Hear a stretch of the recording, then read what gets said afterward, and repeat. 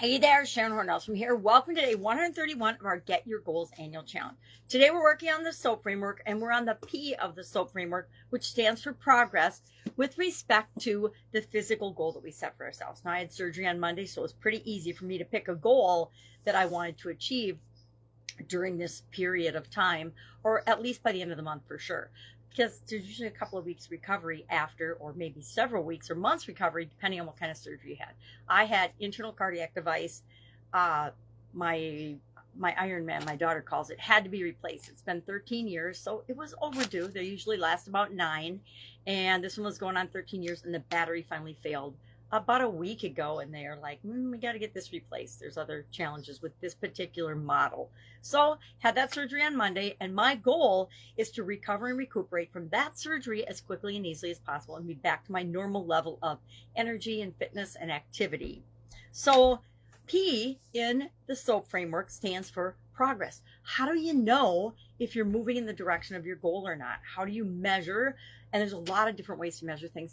Physical areas and aspects of our life actually are pretty concrete and objective and easy to measure a lot of different things. You can measure body fat, you can measure BMI, you can measure your weight, depending on what your goal is. You can measure levels of fitness, stamina, activity, how much you're drinking, how much you're sleeping. You can measure and graph and chart all these things to see if you're moving toward your goal or objective or not. Now with me, this particular one, it's a little bit subjective, right? Because I am thinking about pain level and how much does this hurt? And I looked at it today and it's all bruised up. And so I think that's part of why it hurts. But, you know, it felt like I was awake for this surgery. So he's digging around in my shoulder and in my chest. So there's pain associated with that. And of course, my alarm's going off again today. I so apologize for that. So every morning and every night, I do, in my mind, I'm laying quietly, breathing, and I do a pain check. I'm like, okay, what level of pain is it at today? Every day it's getting a little bit better and a little bit better. I also look at once a day for sure and review the doctor's orders and the doctor's instructions and make sure that I am following them, because sometimes I overdo it and I don't do what my doctors say.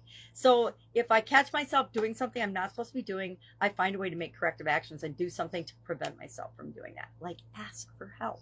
So how will you know? How will you measure? How will you know if you're moving toward your goal or away from your goal? Because guess what? Some of the things we do, some of the things we try, they actually take us in the opposite direction of what we want to go. Have you ever done that? I know I certainly have.